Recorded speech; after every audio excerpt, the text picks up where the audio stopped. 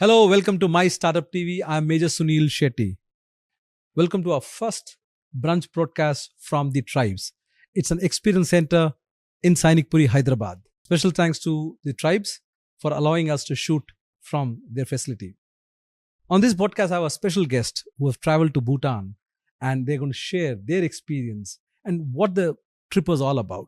I have my guest today is Mr. Rahul Asthana and Ma'am Dr. Sharmila Asthana. Ma'am and sir, welcome to the show. Yeah, thank you very much. It's nice to be here. So thank you for taking out time. I know this is the first experience for you also on a podcast.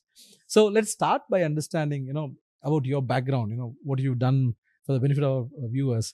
What have you done? And I know you're a doctor. And if you can share a little bit about your past and what you're doing currently. Okay, I'm an engineer from IIT Delhi, and been in the corporate world for many years, and lived in 4 or 5 countries, visited the 22 countries. So we've been all around. We are both from the army background. My father and Sharmilaji's father, they were both in the EME. So we have traveled all around India and now then all around the world also. We were always, at least I was always wondering the state of the society, what kind of place we are going to leave for the children and what kind of place we have for ourselves. And in that search, I went through many different programs, different things. And in 2006, I came across this content that is universal human values. And since then, I've been engaged with that. I quit my job as a senior vice president of a corporate, $2 billion corporate, and then working on sharing these. And we are trying to bring human values into mainstream education. So that's what we have been doing. There are a lot of more details we can give, but briefly that is. So in our own search for a better world, we are traveling in that direction. Everybody wants that, I suppose. And ma'am, you're a doctor, a very rare combination of doctor and engineer. How did that happen? Since his father and my father were course mates, so we happened to meet and... On the badminton court. Oh. I could never beat her. Purana Hindi film yaad hai, no? Rajesh Khanna, I don't know. I think one of the actors playing badminton or tennis. There's a movie, right? There's a song also with it. So, what was your experience? The real playing is proper playing. So, actually, my mother used to be India number 2 in her time before she got married. That time, her name was Krishna Nangya. Mm-hmm. So, she was really my mentor when it came to badminton. And that's how I got interested and started playing. I can say that even though there was a time when badminton was like I would eat, sleep, dream badminton, but somewhere it was that I will do medicine. I want to be a doctor and all that. So that's how I believe even from childhood I used to say that I want to be a doctor. So of course the studying and all that goes with it. But also there was a kind of spiritual quest which I noted around maybe college days. I used to see my father reading Bhagavad Gita, so I started reading Bhagavad Gita in college and all. That slowly with time, after we got married, we happened to go to the US. We were staying in the US for many years. And I used to always gravitate towards the metaphysics section in bookstores and try to read things like that. And there was a time when in the US, we have 2 sons. When our son was small and I was with the pram in the mall, one time I was just thinking that, now I've achieved what I had to do. I mean, in terms of the medical college, and then after we went to the US, then giving all the exams, going through all that, going through residency, getting a job. So you have a house, you have a car, and all that dream is over. Now what? So then I thought to myself, am I going to retire and go roaming in the malls? That didn't seem very exciting. So that's where it sort of started for me, that something more is needed, something more than this. And slowly how things happened, we happened to come back and got into this. And I was searching in many ways in different areas. He had already been through the universal human values by the time I started that. And then we both started doing the same work. Then even after coming back, I was with Apollo for about 17 years. Then I left that practice and I also started doing universal human values, and with that as foundation, working on holistic health. So that's what I've been doing now.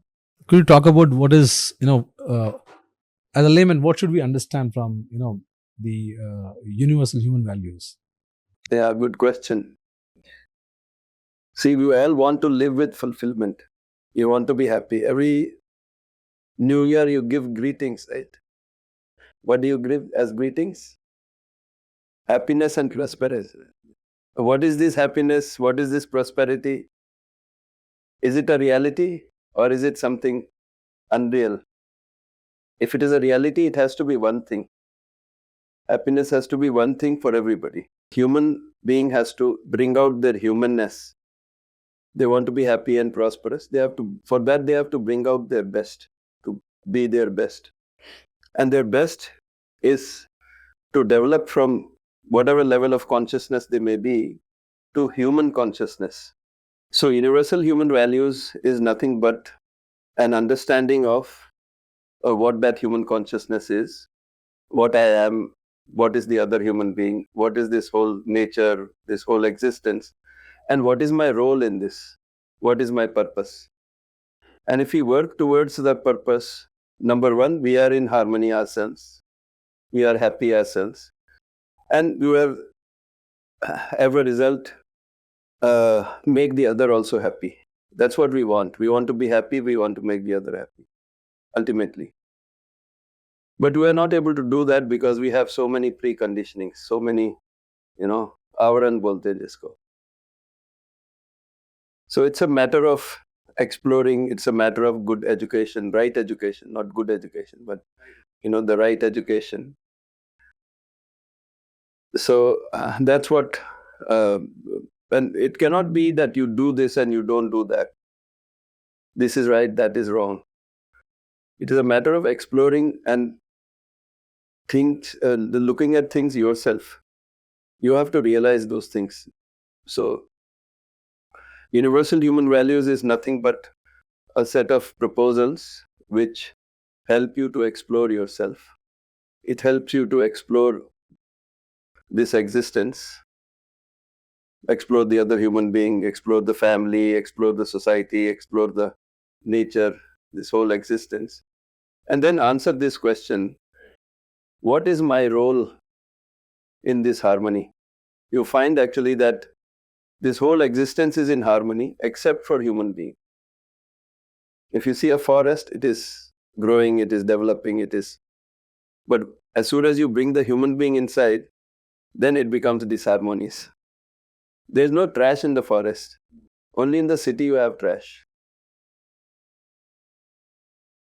So this whole existence is in harmony except for human being.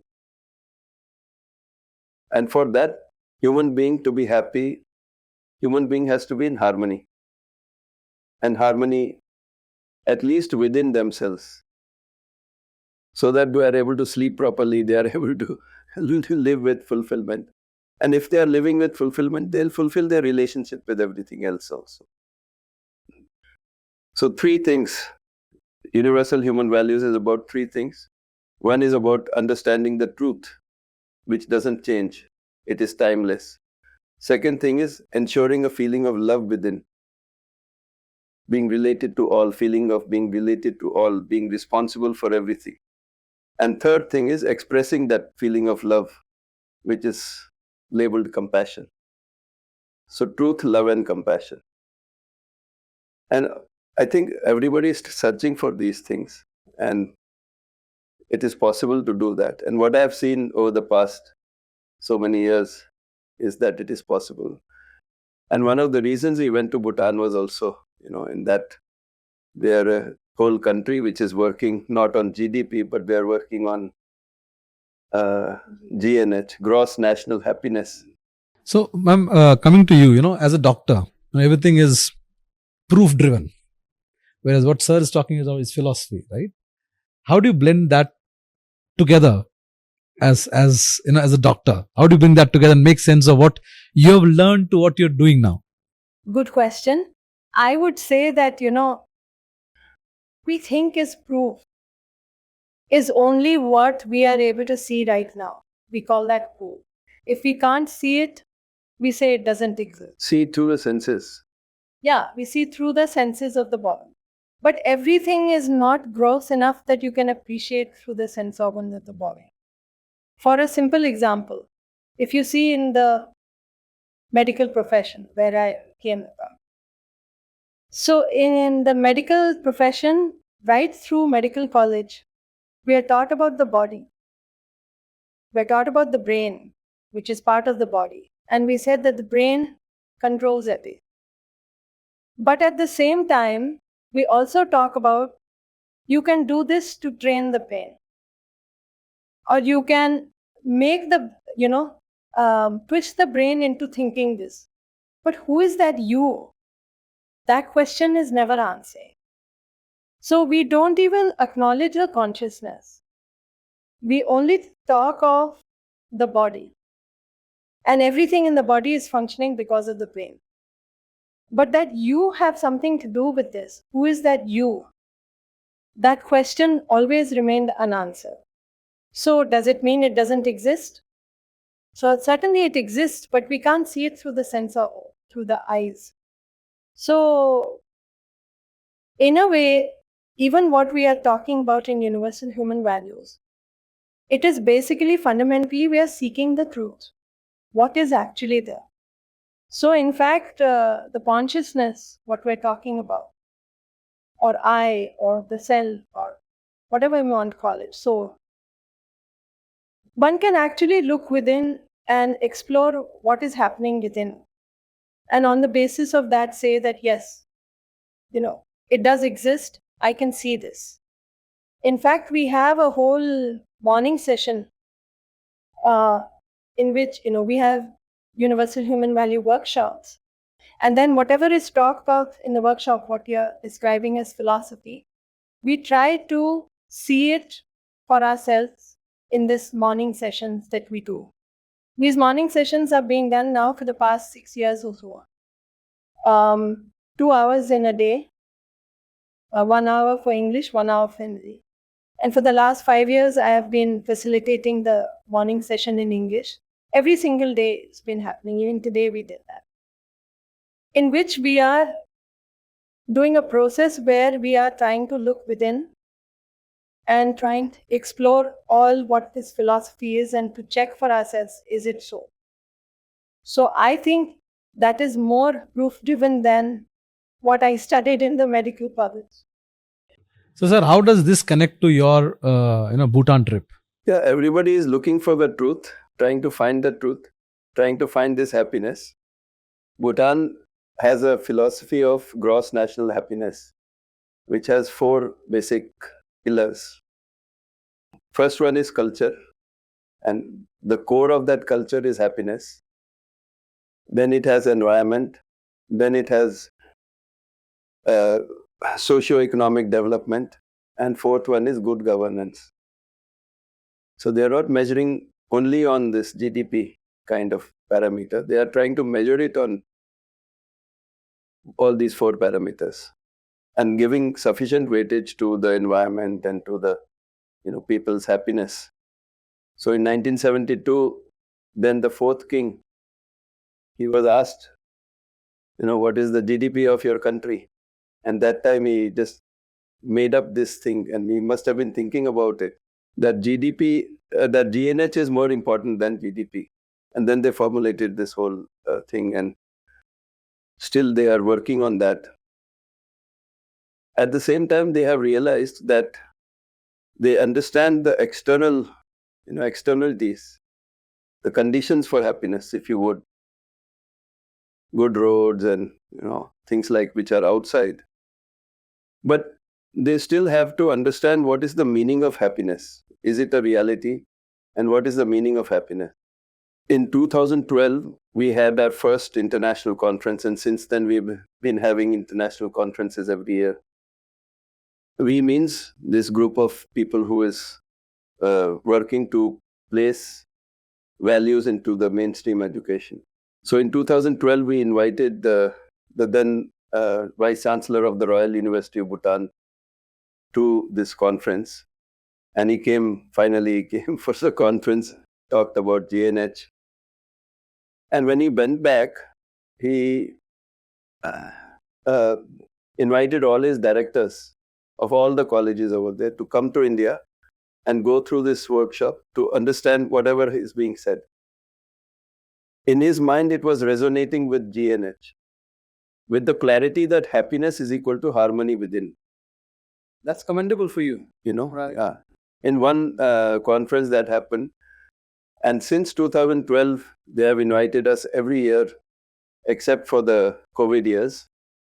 And they have placed it into their education, they have placed it into their school education, they have placed it in their, some of the very good examples are there from the Rehabilitation Center, Bhutan Institute of Wellbeing. The Queen Mother is the patron of that. He asked us to run a workshop for her and her group. So all those things happen.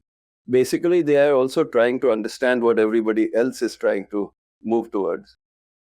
They already have that aspiration. They already are working towards it. And this fits very well with that.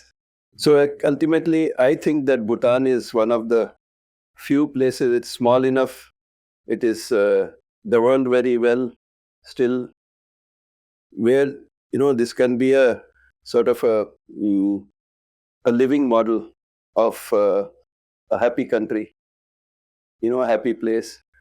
And then the rest of the world, anyway, there are these, I think it was 2011 or something, where there was this UN resolution that we must understand GNH and try to improve whatever we are measuring in terms of GDP.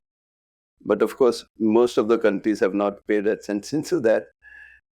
But they're working on it. So our effort is essentially to help them to become more self-sufficient, to understand this happiness and what we are all calling truth.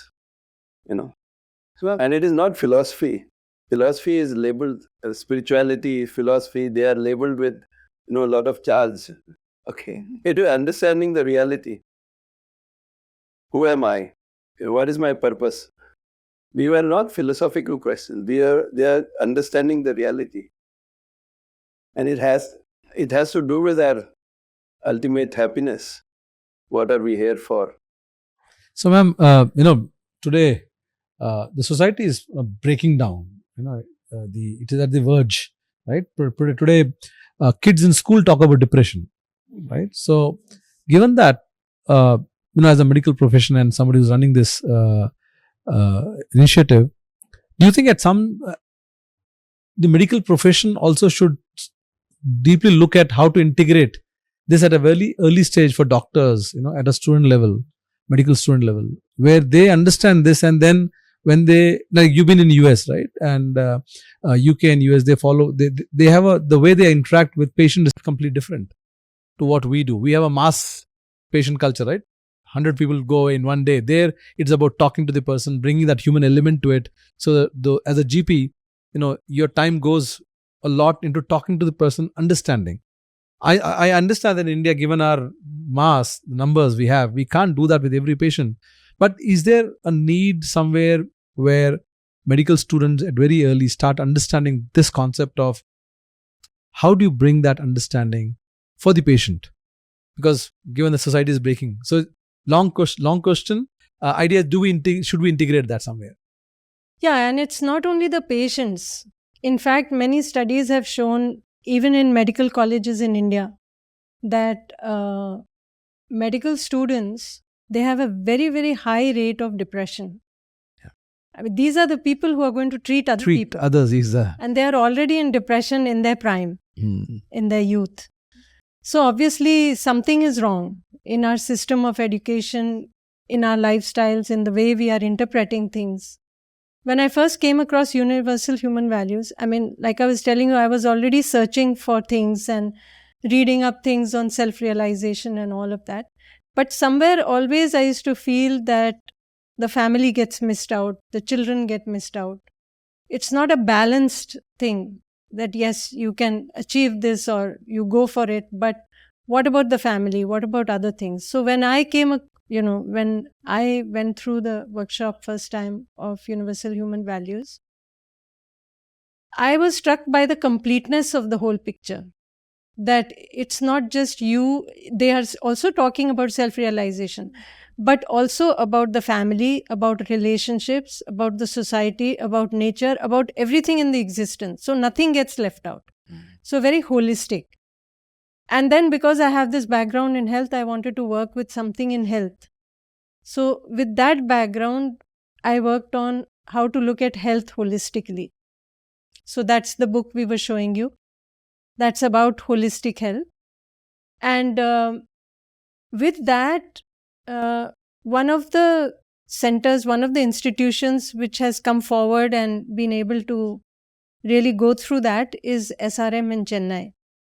So in that institution, they have not only had many of their people go through the holistic health workshop, but with that, they have also committed to starting this holistic health workshop. They already have human values workshops for their students.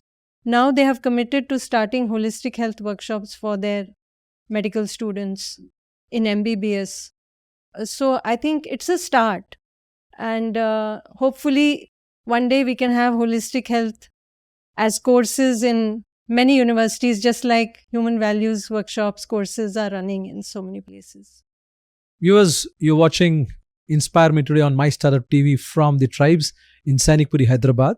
My guests are Mr. Rahul Asthana and Dr. Sharmila Asthana, who just come back from Bhutan. And in the first part, we were trying to understand what they're doing and how happiness and the initiative they're working on connect together. Now let's understand now let's get into the second part, which is the more interesting one, which is your trip to Bhutan.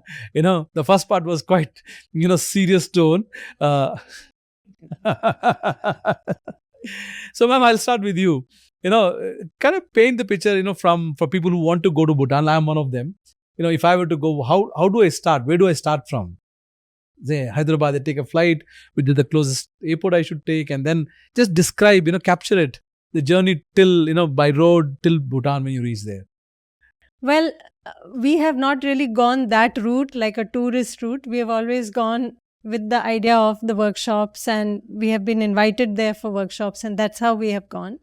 But there are many ways that you can go. Of course, the fastest way is take a flight from Delhi to Paro and just land up in Bhutan. There are also more interesting ways where you can go by train, or you take a flight up to Bagdogra. Then from there you go by road. And where is that? You go by... that is one route.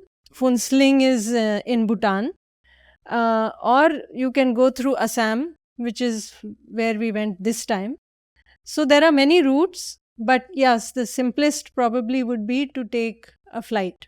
Most expensive and also quite a challenging, route apparently when it comes to landing in Bhutan, isn't it? I heard it comes in one of the toughest in the world, in top 10 apparently. You have a small oasis.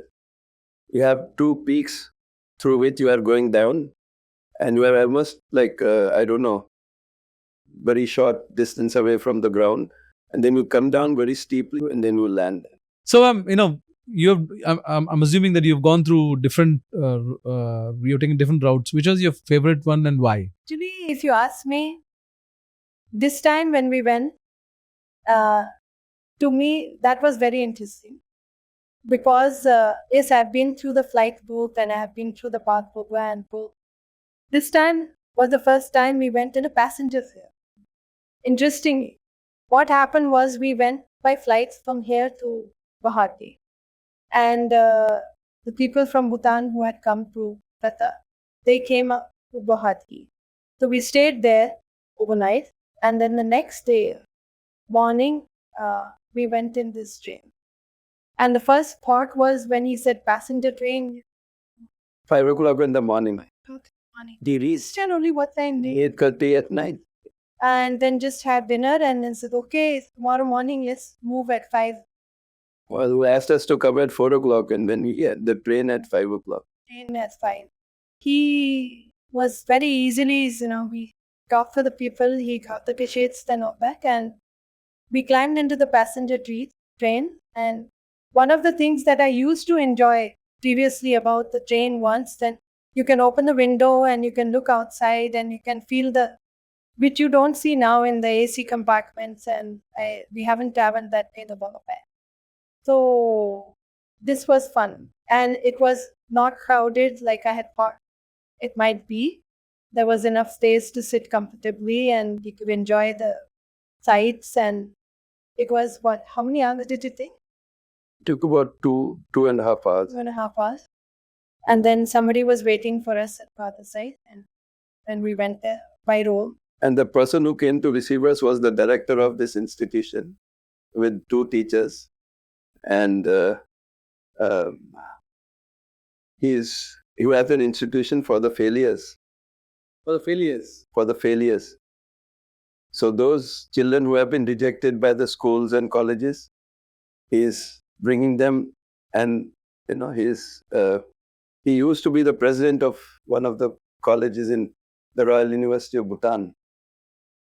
Very kind-hearted person, Lata Jamba. And what does he do? I mean, I'm intrigued with students. What happens? I mean, when he brings these students? To help them, number 1, with what to do as a human being. Number 2, with skills which can reintegrate them with the society. An education that will help both these things. What can do? A year is not the end of the world. Not at all. Yeah, how to go beyond that? Many of the people who are academic failures have successes in life. So he wants to help me. Many of them are very good human beings, very sensitive, but unable to take the challenges of ways. So when you landed up there, I mean, you've been traveling quite a bit. So either from the first time when you went there or this time, what is that catches your attention, or what is that every time you go back and say, yes, this is the player? Yeah, what have happened in Bhutan is it's like what is happening in most of the traditional societies. The villages are getting empty. Out of the 8 lakh so people in Bhutan, almost 80,000 of them have gone overseas since COVID. Very large number. Almost every family has lost somebody. So the whole society is breaking up over there. And they are worried about it, concerned about it. So I can see that is happening. And what is happening with the people who are left, they are in great distress. At the same time, the religious bodies that are there, they are making a lot of effort to, take care of the people who are remaining over there. They are also third thing they are trying to do is to bring back the people who have left. We are building what is called the Gelefu Mindfulness City. It's a very ambitious project with the aim to develop a place which is better than everywhere else, a happy place. So all their efforts are very creditable. So I see that, there is a lot of hope at one end and a lot of distress at the other end. So it's a mixture like anywhere else. They are making effort. One of their major strengths is they still have a lot of discipline. Their royal family is regarded very highly. So they do have strengths. They are the only carbon negative country in the world. So they still have some of the natural beauty left, beauty and the strength that is there. But it is rapidly getting, quote unquote. We 21st century is catching up, modeling is catching up. Yeah, and we can see, with all this modernization and with all this, we have less time for the family. We have less time for what things are important. We have more and more people with, with depression and stress and things like that. So somewhere, I think, as a whole, you have to understand. We have to see where we are headed, where we are right now and where we are headed, if we keep going in this direction. So that's what we are trying to do. And if we can have a living model somewhere, I call Bhutan the last Shangri-La. That is the last place, or one of the last places where that can show the rest of the world some direction. And this part of the world has always made that effort, but somewhere they have got hijacked by the modernity, and we have got into so much of opposition. We are trying to fight. We are trying to solve problems by fighting with the problems, So violence will never overcome violence. Only love will overcome violence. We don't understand love and we keep fighting violence with more violence. And it is increasing. It is just multiplying. And you see the effect in Bhutan as well. Yes, we see the same effect in Bhutan as well, on a lower scale. Much lower scale. Much lower scale. What they are going through right now is more of alcoholism, more of drugs. So they are going into escaping from unhappiness route. But then next thing is this, what happened in Nepal, for example. Yeah. So those things are going to happen there, what they're happening here in this corporate thing also. So that is going to happen. They are being done by our people and with the Western interests together. So they are happening there also. So, if, as a traveler, what is the best time to travel? And what would you suggest? Take some hotels to stay put, or homestays. How would you recommend for people who plan to go there? Yeah, I think always, if you really want to see a place, the best is the road that you've met travel. So the regular big hotels, then you're going to find the same things that you find in any big hotel. But one about the season, I would say maybe like April, May might be a good time. September might be a good time. In the summertime, there may be more rain. In the winter, it's people who like this. For them, it's okay, but it will be very cold in the rain. So maybe now coming up, now get in July, September will be in. And I think homestays, you get to really have a feel of how the people live. So the first time that I went to Bhutan,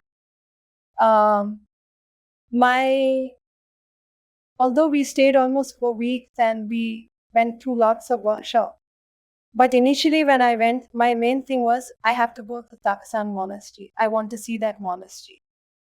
So for that, I stayed over at she was an English teacher in Mumbai universities. I stayed at her place, and then the next morning we went and trekked up to the monastery. It was a very beautiful trip in that we climbed up the mountain and we went through, saw the monastery and all that, and came back. It was a full day trip. The back is a tourist attraction and many people do go there. But there are also I think the first thing that struck me when I went there was the mountain, the natural beauty, the cleanliness of the place, no dirt, no trash lying around. Very, very organized, very clean.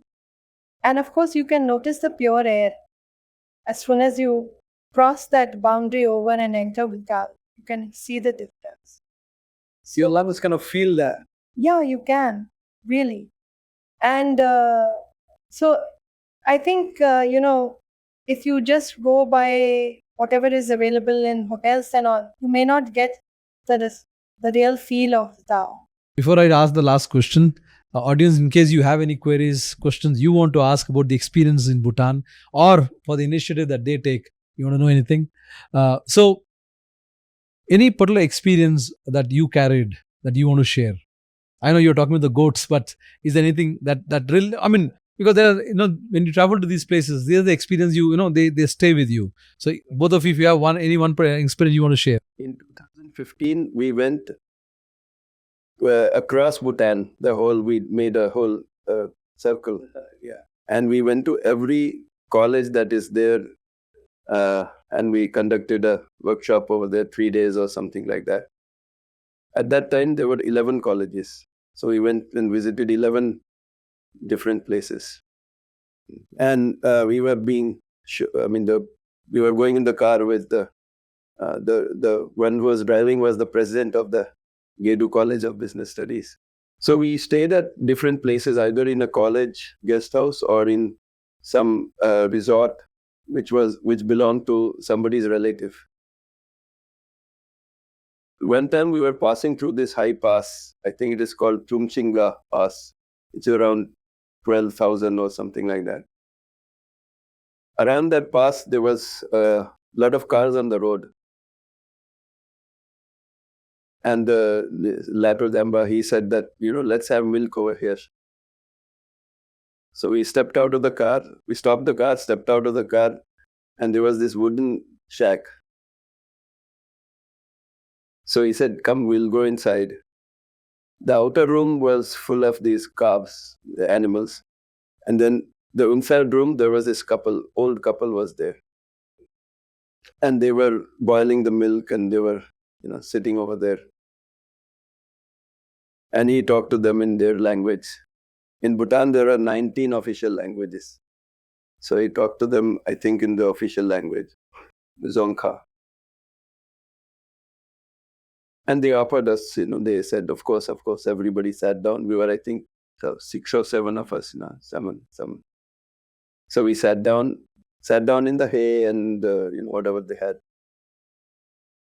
And they offered us these cups. They filled that with milk.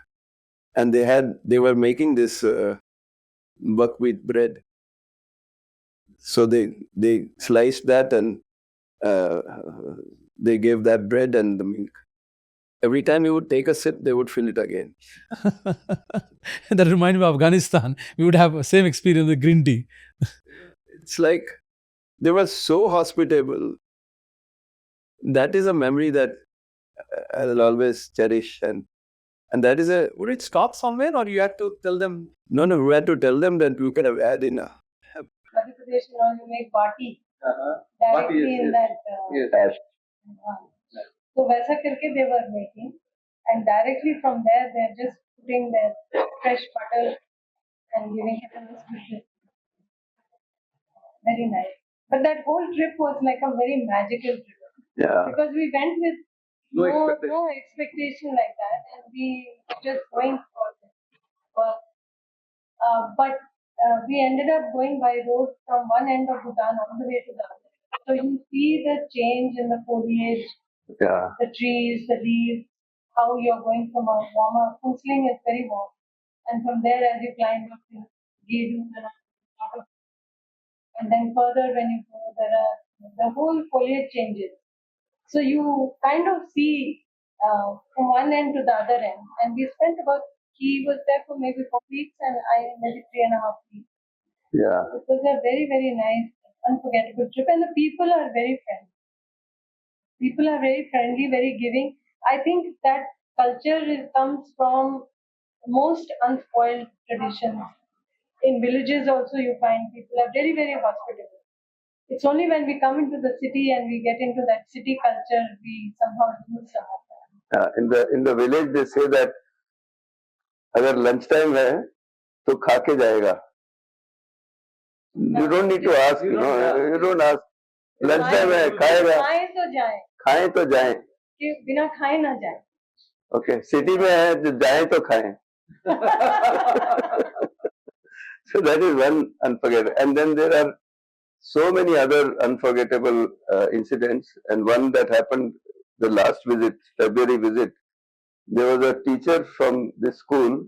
She hadn't talked to her brother for 25 years. And through those only 3 days that we spent, she called her brother. They started fighting first. Then they started crying. They patched up. Then they patched up. And she was saying that I have found my brother back. So like this. Yeah, Manju. So we have so many such nice experiences. It's a very rewarding experience. Yeah, so it's very rewarding. To stay informed about the startup ecosystem, subscribe to My Startup TV.